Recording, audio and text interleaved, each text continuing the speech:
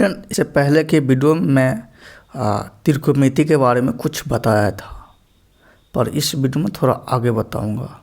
जैसा कि मैं आपको समकोण त्रिभुज के बारे में बताया था कि समकोण त्रिभुज जिसमें एक 90 डिग्री का कोण बनता है, और देखिए समकोण त्रिभुज में यानी कि त्रिभुज में 3 भुजा होगा, 3 कोण होगा, तो ये भी क्या है, समकोण त्रिभुज है। समकोण त्रिभुज को इंग्लिश में राइट एंगल ट्रायंगल कहते हैं। तो मैं राइट एंगल ट्रायंगल समकोण त्रिभुज नाम भी दे देता हूँ ABC, ठीक है। तो देखिए बीच में ए वाला जो है समकोण है, यानी कि 90 डिग्री। कोण के बारे में आप पढ़े होंगे कि कोण भी बहुत तरह के होते हैं, समकोण होते हैं, न्यून कोण होते हैं, अधिकोण होते हैं, ठीक है। तो ये 90 डिग्री है और ये समकोण है, और ये जो बच गया ये न्यून कोण है।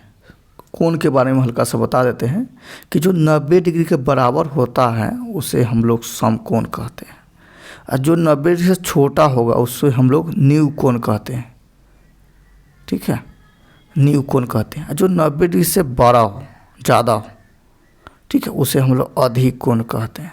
समझ में आ रहा है? तो समकोण त्रिभुज में आपका ये वाला जो कोण है वो 90 डिग्री का है, अब बाकी दोनों जो बच गया वो हमारा न्यून कोण है, ठीक है। चलिए, तो ये हमारा न्यून कोण है, और ये वाला दोनों, ये क्या हो रहा है, ये हमारा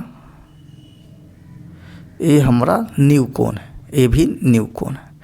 त्रिकोणमिति में साधारणतः न्यून कोण को थीटा से दर्शाते हैं, ठीक है, थीटा से, इसको भी थीटा से, लेकिन इसको 90 डिग्री से।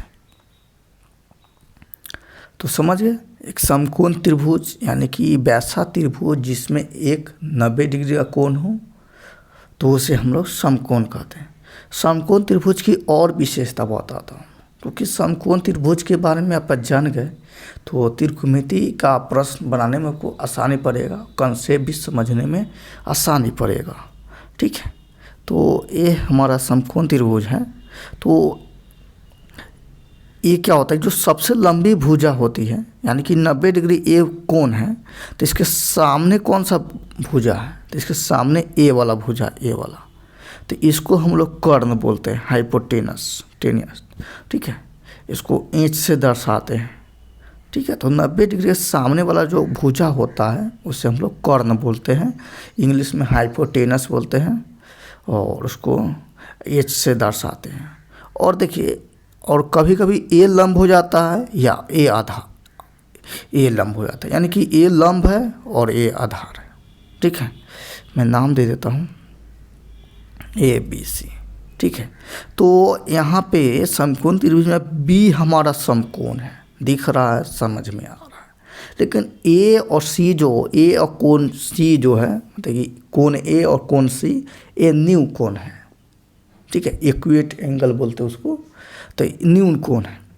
तो न्यून कोण है, तो जब भी हम अगर न्यून कोण यानी कि सी लेंगे तो सी के लिए लंब ए बी हो जाएगा, ठीक है, और आधार BC हो जाएगा सी के लिए, यानी कि ए कोण लेंगे, ए वाला कोण लेंगे, दिख रहा होगा, मैं दूसरा कोई कलर से दिखा देता हूँ।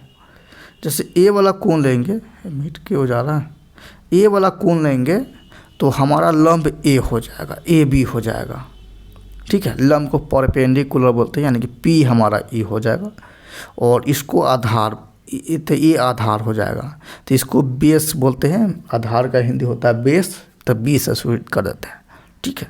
तो मैंने यही कंसेप्ट है, ये समझ गया तो आसानी से त्रिकोणमिति का क्वेश्चन बनने लगेगा, ठीक है।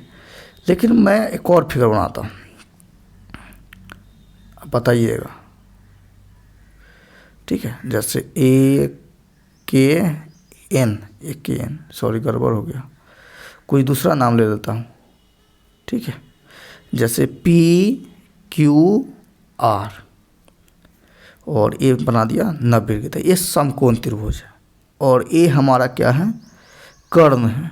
कर्ण हमेशा फिक्स रहेगा क्योंकि कर्ण सबसे लंबी भुजा है, ठीक है। तो ये सबसे लंबा वाला जो है या 90 डिग्री के सामने वाला जो भुजा है उसको हम लोग कर्ण बोलेंगे, यानी पहचान जाएंगे कर्ण। लेकिन मेन झंझट होता तब है जब हमें पहचान में नहीं आता कि लंब कौन सा ले और आधार कौन सा ले, ठीक है। जब बात न्यून कोण जो है यानी कि आर की बात होगा तो आर के लिए हमारा लंब हो जाएगा पी क्यू, यानी कि ए वाला लंब हो जाएगा। आर के लिए लंब पी क्यू हो जाएगा, फिर आर के लिए बेस जो है आधार और क्यू आर हो जाएगा, ठीक है। इसी तरह आपको पी के लिए, पी जो है पी के लिए लंब हो जाएगा ए क्यू आर, पी के लिए लंब हो जाएगा क्यू आर और आधार हो जाएगा पी क्यू, ठीक है। यानी कि अब आँख अगर यहाँ पे रखेंगे, आर के जगह पे अपना आँख रखेंगे, ठीक है, तो आपके लिए सामने लंबा खंभा कौन दिखाई देगा, यही ना दिखाई देगा। यानी कि आर के जगह पे आँख रखेंगे तो लंब पी क्यू हो जाएगा और आधार क्यू आर हो जाएगा। उसी तरह से अब अपना आँख पी की तरफ यानी कि यहाँ पर रखेंगे तो आपके लिए लंब कौन हो जाएगा, क्यू आर हो जाएगा खंभा जैसा, और ये आधार पी क्यू हो जाएगा, ठीक है। तो मेन यही चीज़ है। अब इसी के आधार पे आपको त्रिकोणमिति में कुछ रेशियो प्राप्त किए गए हैं, ठीक है। जैसे ये देख लीजिए, इसको बोलते हैं सम्मुख भुजा बात हुआ है, संलग्न भुजा बात हुआ है, ठीक है। तो सम्मुख भुजा का मतलब होता है सामने वाली भुजा, ठीक है। और संलग्न का भुजा होता है जो जुड़ा हुआ है, ठीक है। जैसे मैं आपको एक फिगर बना के बताता हूँ। मान लीजिए हमारा एक समकोण त्रिभुज है, तो इस बी ए सी, तो बी कोण के लिए सम्मुख भुजा हो जाएगा आपका, क्या बोलते हैं इसको, सामने वाला ए सी हो जाएगा, ठीक है। या जो है ए सी हो जाएगा, ठीक है। बी के लिए सम्मुख भुजा आपको ए सी हो जाएगा। लाल से दिखाता हूँ। बी के लिए ये जो बी है इसके लिए सम्मुख भुजा ए सी हो जाएगा। लेकिन संलग्न भुजा कौन होगा, बी सी होगा, यानी तो ए बी होगा, ठीक है। सम्मुख का मतलब और संलग्न का मतलब समझ गए होंगे, फिर से समझा देता हूँ। जैसे ये फिगर है, इस पर मैं बी को नहीं देखकर ए के लिए देखता हूँ, ठीक है। समकोण त्रिभुज है, तो अब ए का पूछ रहा हूँ कि ए का सम्मुख भुजा कौन है और संलग्न भुजा कौन है। तो देखिए बी जो है यानी कि ए जो है इसका ए हो गया, तो इसके सामने वाला भुजा कौन है, इसके सामने वाला भुजा कौन है, ए है, बी सी है। तो बी सी इसका ए का सम्मुख भुजा हो जाएगा, ठीक है। लेकिन संलग्न भुजा कौन होगा, तो जुड़ा कौन है, ए बी जुड़ा हुआ है और ए सी जुड़ा हुआ है, तो इसका संलग्न भुजा दो हो जाएगा, ए बी और ए सी हो जाएगा, लेकिन सम्मुख भुजा बी सी हो जाएगा, ठीक है। तो सम्मुख भुजा का मतलब सामने वाला भुजा और संलग्न भुजा का मतलब क्या होता है कि जुड़ा हुआ भुजा, ठीक है। इतना समझ में आ गया आपको। तो इसी से आप जो सम्मुख भुजा होता है, किसी भी कोण का सम्मुख भुजा जो होता है वही हमारा लंब हो जाता है, और संलग्न भुजा में एक आधार हो जाता है, एक कर्ण हो जाता है। यानी कि समकोण त्रिभुज में किसी भी कोण के सामने वाली यानी कि न्यून कोण के सामने वाली जो भुजा होगी उसे हम लोग, फिगर भी बताता हूँ कि समकोण क्या बोले कि न्यून कोण के सामने वाली जो भुजा होगी, सम्मुख भुजा होगी, वो लंब हो जाएगा। इसके सम्मुख भुजा ए बी सी है तो ये लंब हो जाएगा, यानी कि पी से दर्शाएंगे। और इसका संलग्न भुजा ए है तो इसको बोलेंगे क्या चीज़, आधार, यानी कि बी हो जाएगा यही, ठीक है। और ये बड़ा भाई साहब जो है तो कर्ण ही है। तो आप समझ गए, यही मेन चीज़ है और इसी को समझाना रहता है, ठीक है। चलिए अब मैं इसको जो फिगर दिख रहा है तो इसी के बारे में आपको बता रहा हूँ। तो त्रिकोणमिति में 6 त्रिकोणमिति रेशियो दिया गया है, यानी कि त्रिकोणमिति पढ़ते हैं तो त्रिकोणमिति अनुपात 6 दिया हुआ है। कौन कौन सा है, साइन है, कोसाइन है, टेंजेंट है, कोसेकेंट है, सेकेंट है, कोटेंजेंट। ठीक है, याद रखना है आपको कौन कौन से 6 रेशियो हैं, ऐसे आपको याद ही रहेगा क्योंकि त्रिकोणमिति थोड़ा बड़ा चैप्टर है, पढ़ते पढ़ते आपको याद रहेगा। ठीक है, तो त्रिकोणमिति चैप्टर में त्रिकोणमिति में 6 ठो रेशियो दिया गया है। रेशियो का मतलब अनुपात दिया है, यानी कि 6 ठो त्रिकोणमिति का तीनों भुजा दिख रहा है ना, इसको हटा दें। त्रिकोणमिति में समकोण त्रिभुज में बात होता है, 3 भुजा है कि नहीं, एक लंब है, आधार है और कर्ण है। तो इसी तीनों भुजा का एक दूसरे के अनुपात किया गया है और उसे तो इसी अनुपात करके 6 त्रिकोणमितीय अनुपात निकाला गया है। ठीक है, यानी कि कभी इस भुजा को इस भुजा के साथ अनुपात किया है, तुलना करवाया है, इस भुजा को इस भुजा के, थोड़ा फिर बना दूँ, ABC। ठीक है, तो कभी ए भुजा को बी से तुलना किया गया है, बी को सी से तुलना किया गया है। ठीक है, तो इसी तुलना को करके कितना भुजा है, कितना भुजा है, ए बी है, यानी कि 3 भुजा है, तो इसको इसके साथ तुलना करवाएंगे, इसको इसके साथ तुलना करवाएंगे। ठीक है, मैं आपको बताता हूँ, जैसे मान लीजिए PBH, तो एक बार P/B होगा, एक त्रिकोणमितीय अनुपात निकला, फिर B/P हो जाएगा। ठीक है, फिर इसी तरह देख लीजिए P/H होगा और इसी तरह H/P हो जाएगा।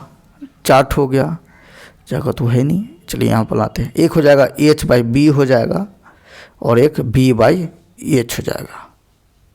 ठीक है, कितना त्रिकोणमितीय रेशियो है, एक A हो गया, ठीक है, दूसरा A हो गया, तीसरा A हो गया, चौथा A हो गया, पांचवा A हो गया, छठा A हो गया। तो ये 6 हो गया त्रिकोणमितीय रेशियो है। ठीक है, त्रिकोणमितीय जब में भुजा का अनुपात कराया गया है, तुलना करवाया गया है, इस कारण 6 ठो त्रिकोणमितीय रेशियो आया है। ठीक है, और इसी त्रिकोणमितीय रेशियो को अलग अलग नाम से दिया हुआ है, जो आपको याद रखना है। तो नाम क्या क्या दिया हुआ है, तो कहाँ गया, P/H जो है, P/H यहाँ जो दिख रहा है P/H, तो इसको नाम दे दिया कि ये साइन है, इसके बराबर इसको साइन कहेंगे। ठीक है, मैं लिख भी देता हूँ, जैसे P साइन जो है, साइन कोण अभी नहीं थीटा दे देता हूँ, तो इस साइन थीटा जो है इसको P/H कहेंगे।